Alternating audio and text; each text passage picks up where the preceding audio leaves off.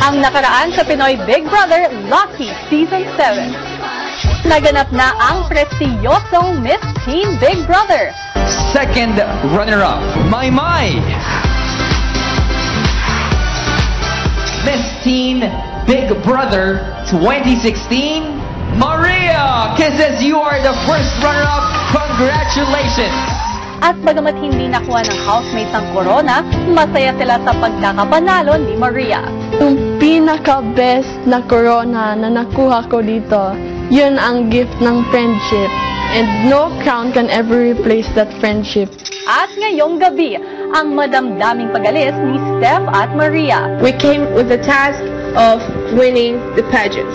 There's no team Big Brother Brazil. At isang tampuhan ang mamamagitan kay Kisses at Marco. Hindi ko alam kasi dati close naman tayo. Bakit kaya inisip ko magstay ako dito? Kung wala akong pakay sa inyo, siguro babalik na ako sa Italy. Nahahantong sa isang matinding revelasyon. Lahat ng yan dito lang sa Pinoy Big Brother Lucky Season 7. Dapat na ang Pinoy, pagputihan mo, pag-asama ng buong mundo. Dapat na ang Pinoy, kayang-kaya mo, Pinoy ako, Pinoy tayo. Matapos ang Miss Teen Big Brother pageant, ipinatawag ni Kuya ang mga boys para sa isang importanteng bagay. Ngayong gabi, ang dalawa niyong bisita, sila Stephanie at si Maria, ay lalabas na ng aking bahay. Dahil kayo ang bumubuo ng welcome committee, nung sila ay dumating, inaatasan ko kayo na kayo na rin ang bumubuo ng send-off committee. Agad sinabi ng boys ang balita sa iba. They're gonna live tonight. They're gonna live tonight.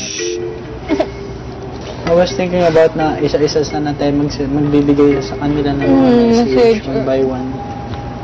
Maya-maya pa, Got some bad news. It's your last night here in PBB house. One by one, everybody's gonna come up and say some things to all you guys. We've had some weird experiences. We became a family officially when we ate fermented duck egg. So, yeah. So, love you guys. Thank you, baby.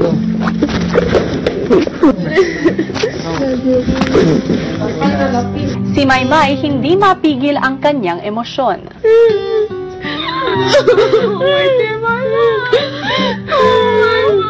Honestly, I never understood you before, like English speaking. The first time I saw you, we were like friends for almost 10 years, like that.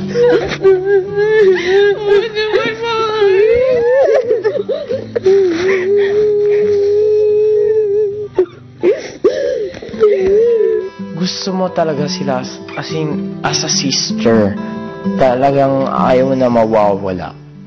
Oh, Mama mia. Oh, my...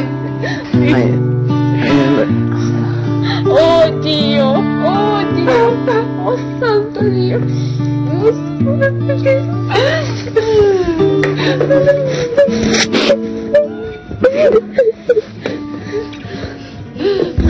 When you know them and then you don't have them anymore, something is missing. Oh, come on. 3 days, 3 nights. It's like we've known you forever. Now you have And I got to experience older sisters. I never got older sisters. You have. I miss him so much. I really love him. I found my big sister because of the others. I never felt this way before. Okay. That's enough. Mommy. Natutunan ko po na even though na nanggaling ka sa ibang culture or sa ibang bansa, na iba yung blood mo, hindi po yun yung basihan para magkaroon ka po ng kaibigan. We're gonna grow up to be an amazing woman. You know, you're still dedicated to what you want to do. You know that. I love you, girl. At nang si Kisses na ang nagsalita, Yeah, I miss you so much. When we talked more, I realized that you were both really good people. No. You're so much. In the universe. Say for me, you're the winner. You know that, right? You won. You know that. We can always find home in other people. nang si Yong na ang magsasalita, ininterpret ito ni Christian para maintindihan ni na Steph at Maria. Yung first ko yung nakita, hindi ko akalain na mag-close tayo. Kasi lahat ng ibang bansa, na sa Pilipino, ganyan. Bilas na lumalapit, nahihiya. Pero kayo, hindi kaya niyo friendly, and so, you dance.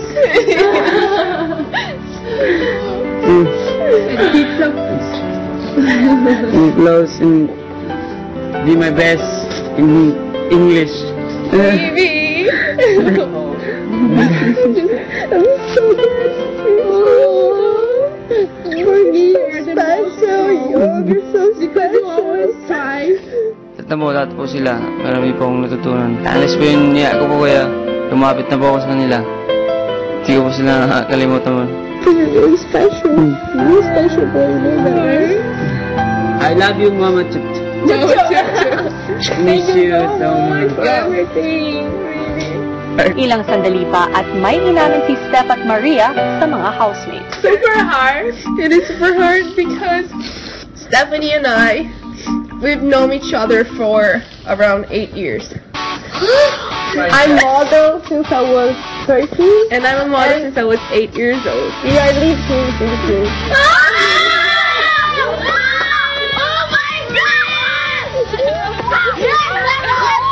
And we came here with a task. I was hired for that. She was hired for that. We came with the task of winning the pageant.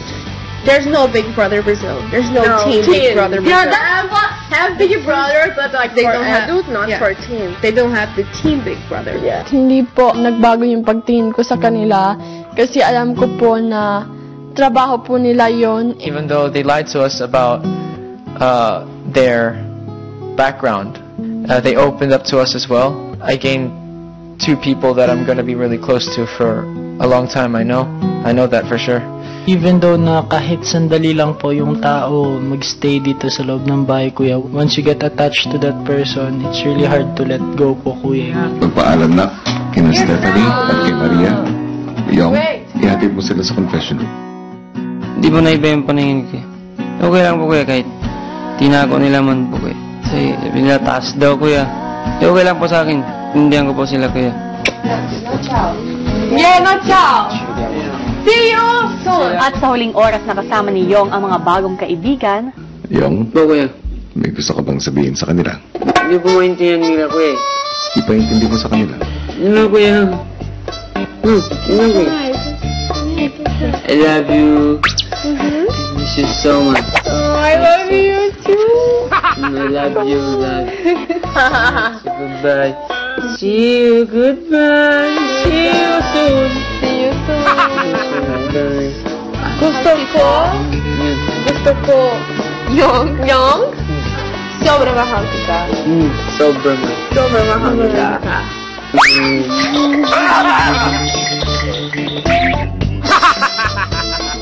at paglabas ni Yong, I would like to thank you from the bottom of my heart, and I'm grateful for making my house happy, as well as my housemates.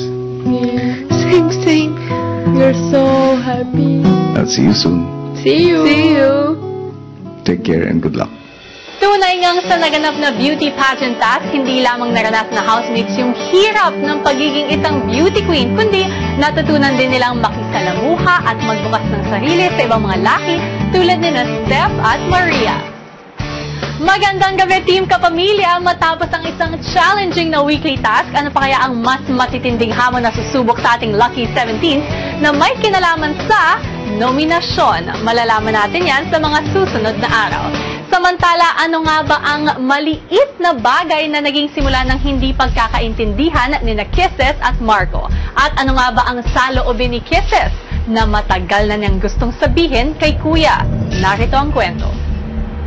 Kinabukasan, sa pagalis ng mga Brazilian sa bahay, naglambing ng utos si Marco kay Kisses. Kisses, can you take me one bread, please? No, andito ako nakaupo. Please? With all of my heart, please. Please. Please.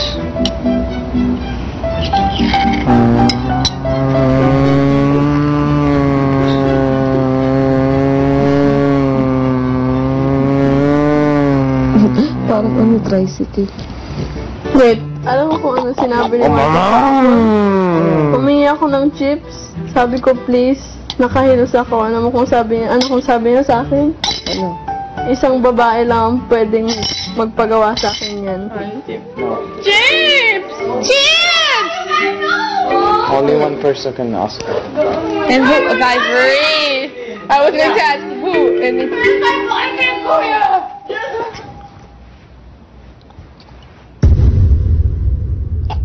Hindi talaga niya kinuha. Alam mo ba, Marco, kahapon o isang araw, umiyak siya. As in. Bakit? Kasi...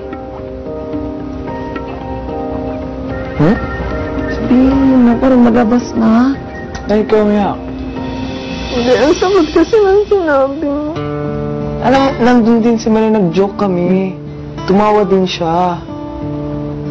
It's okay, maybe. Pero, tingnan mata ng misunderstood niya lang. Kasi lagi na lang ganyan siya. Hindi ko alam kasi dati close naman tayo. Close naman pa rin tayo, di ba? Ngayon, nasasaktan ako kasi hindi na tayo nag-uusap lagi. Mag-uusap na lang tayo kung gusto mo magpamasahe.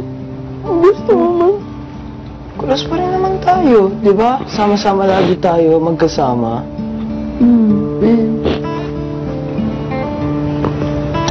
Ito yung point ng sinasabi ko, di ba? Di ba nakita mo din, nung nandito si Maria, nung sinabi ko yun, tumawa kami. Sa amin, pag ganun, tawa lang at pasado na. Sa akin, hindi mo lang alam kung gaano kayo kaalaga sa akin. Taga-ibang bansa ka, wala kang kilala dito sa bansa na to. Bakit kaya inisip ko magstay ako dito? Kung wala akong pake sa inyo, siguro babalik na ako sa Italy. Pero yung nakakapigil lang nga magstay ako dito. Kayo, kasi kayo lang ang meron ako dito sa Pilipinas. And then... Okay, I'm sorry. No, it's not your fault. But hindi mo naman pwede sabihin na hindi ko kasalanan. Kasi bakit ka umiiyak? Dahil sa akin. And I accept that you're oversensitive. And I'm adjusting to you guys. Pero ang sakit pa rin sa loob. Yun lang ang point ko. So, now, just need time, okay?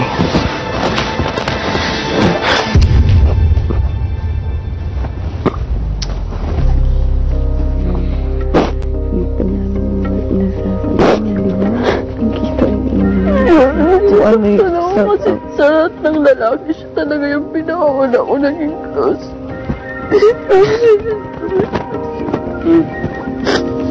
Tapos yan, nasasaktan siya dahil sinabi ko. Kaya mas mabuti pa, hindi ko na sinasabi. Kisses.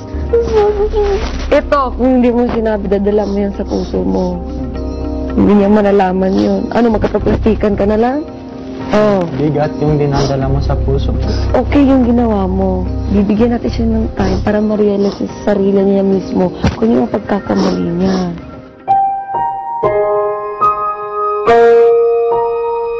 Ano nga ba ang saloobin ni Marco sa pagkatampo sa kanya ni Kisses? No kisses, not now.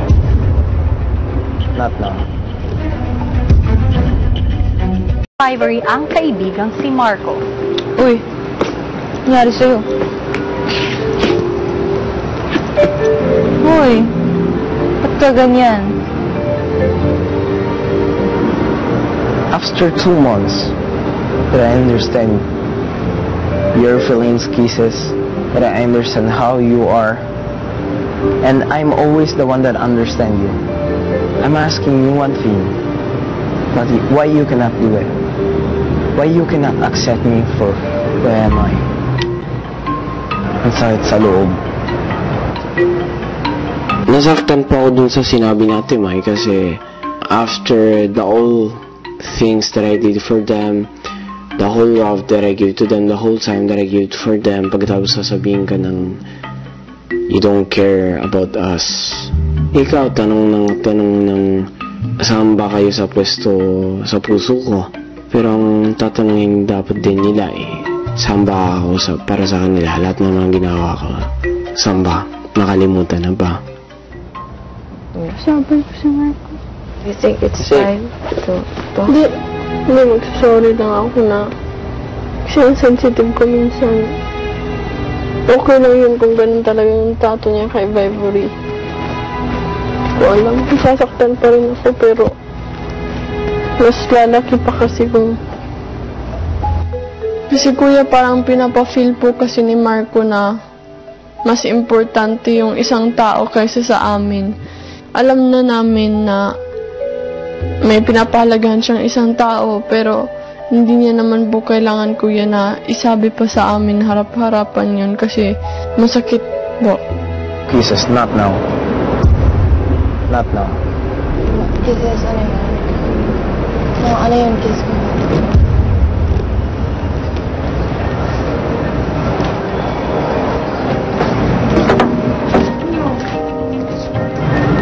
Nasasaktan din po ako kasi indirectly part of the misunderstanding, like one of the reason kung bakit hindi na ganun gaano ka-close si Marco sa ibang girls. Ano? Sis! Daria, sabi ko na talaga. Ayoko talaga yan mangyari, ganyan ba? Ano, bakit? Honestly, hindi ko po nakita na nagbago po si Marco yung pagtrato niya po sa ibang girls. Feel bad na yun po yung naramdaman po nila, kuya. Intindihan ko naman po both sides. Not now, though. Ano ang sabi? Not now. Oh, grabe. Christian! Oh my God, Christian! Naapektuhan lang po talaga ako sa change nung lagi na pong magkasama si Vivory at si Marco nung dati. Kasi ever since po nun, hindi na po kami masyado close. Yun lang naman, kuya. Ayoko po talaga na nasasaktan ako. Pero kasi kahit kalimutan ko, nasasaktan pa rin ako. Nasabi ko yun. And I'm really sorry. Kasi in return, nasaktan ko pa si Marco and si Vivory. So I just wanna forget it kasi ayoko na kuya na nakakasakit ng tao. Samantala, si Edward nakakabangon lang, minabuting kausapin ng kaibigan na si Marco. Guys, I fell asleep for 10 minutes. I have no idea what's happening. Can you guys tell me, please?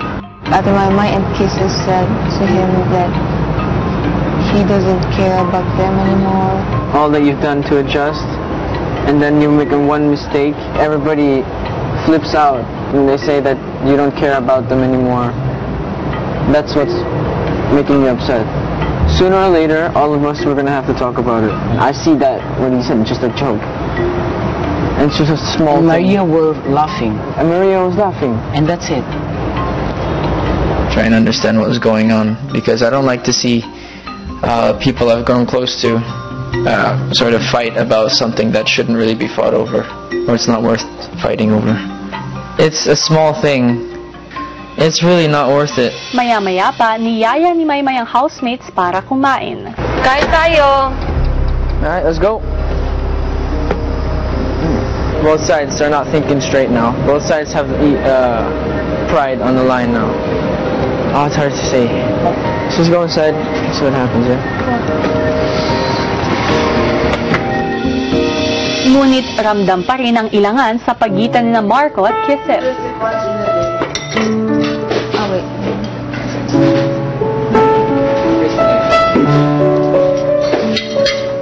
Nelson, in all honesty, can you say na pantay-pantay ba ang pagtingin mo sa kanila?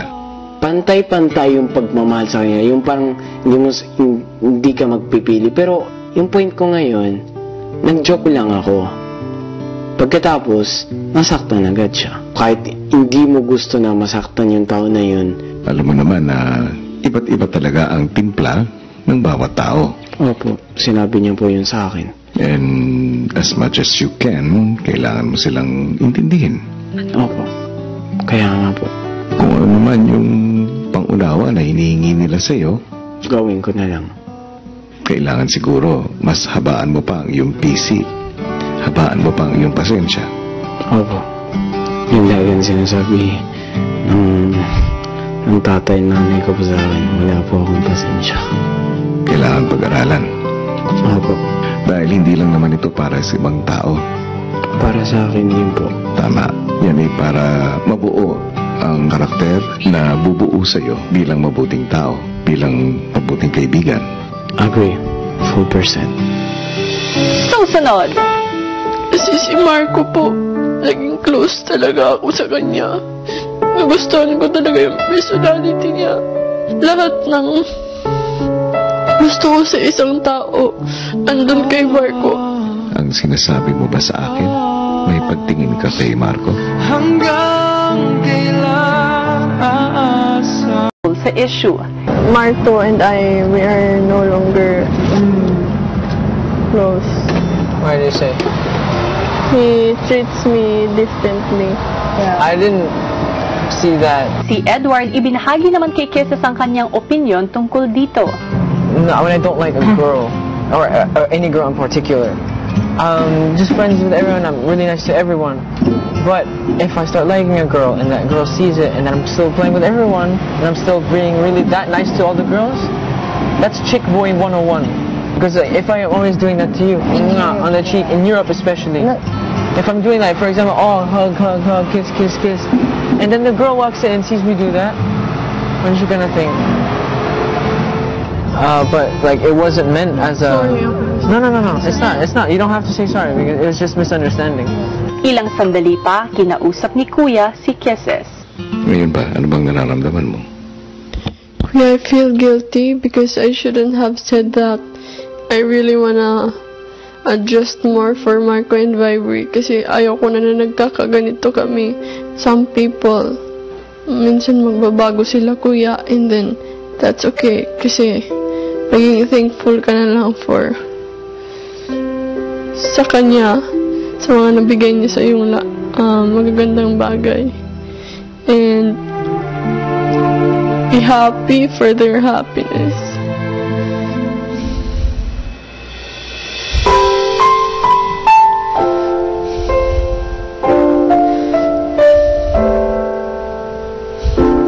Change is inevitable. Wala tayong magagawa. Hindi natin mapipigilan ang pagbabago. Kaya, kailangan lang tayo maging handa. Kailangan natin ihanda ang ating puso, ang ating damdamin, ang ating isipan. We have to have a stronger heart and a better understanding of the people we care for. Don't let emotions overtake you. I know you know better. Naintindihan mo? Yes po. Pakiramdam ko, mabigat pa yung puso mo. Kaya nasaktan po ako kasi lagi pong nangyayari sa akin na pag may tao na nagpapahalaga sa akin, tapos ma-appreciate ko sila, bigla na lang sila magbabago, tapos mawawala. Ayoko na po ito malaman ng mga tao, pero kasi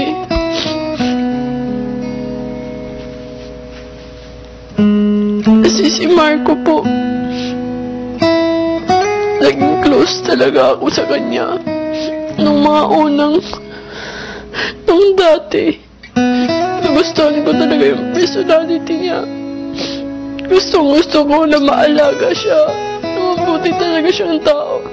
Lahat ng gusto ko sa isang tao, andun kay Marco, and sobra-sobra yung pinakita niya sa akin na pag-care.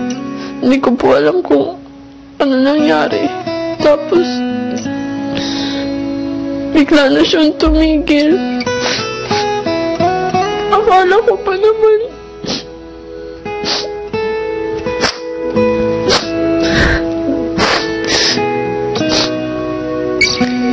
Kisses, maaari ba tayo mag-usap puso sa puso? Ang sinasabi mo ba sa akin? May pagtingin ka kay Marco? Hanggang kailan aasa? Hanggang kailan magdurusa? Susunod. Pero yun, kuya, nasasaktan na ako kasi hindi ko alam kung anong nagagawa kong mali. Pagod na ako. Hanggang kailan aasa? Kisses, maaari ba tayo mag-usap puso sa puso? Ang sinasabi mo ba sa akin? May pagtingin ka kay Marco?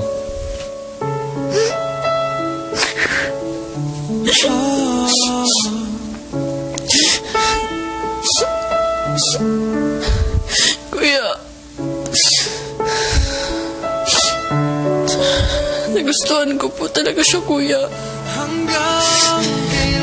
Pero yun, kuya, nasasaktan na ako kasi hindi ko alam kung anong nagagawa kong mali.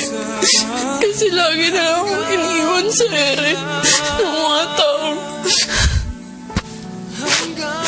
Hindi nila ako tinatry na mas kilalanin. Tinitingnan lang nila yung itsura ko. Kung ano lang yung mababaw. Pagod na ako. Ayoko na, kuya. Kasi ang hirap-hirap. Ang hirap-hirap na lagi kang hindi pinipili. Kisses, walang mali sa'yo. It's just that other people make other choices. But there's nothing wrong with you. Paniwalaan mo na isa kang maganda at mabuting tao. You are you in your own unique way. Kaya lang, baka iba lang ang puso nila sa puso mo. Katulad ng paulit-ulit kong sinasabi, bata ka pa, Kisses. At marami ka pang haharapin na pangyayari sa buhay. Marami ka pang makikilala na tao. At normal lang yan, Kisses. Normal lang yan na pinagdadaanan ng mga teenagers tulad mo. Kaya naman naiintindihan kita ng buong puso. Thank you. I guess you just have to go through it. There's no other way around because this will make you stronger. Yung nasabi ko na po kung ano yung totoo. Kaya parang free na ako. Tsaka naiintindihan ko na po, kuya, na may mga bagay na kailangan mo i-accept and move on. And marami pang mas magandang bagay na mas magandang pagtuunan ng pansin. Tama yun. While you're at it at this time, just take it all in stride and learn everything that you can get out of this. Thank you, kuya. Abangan bukas.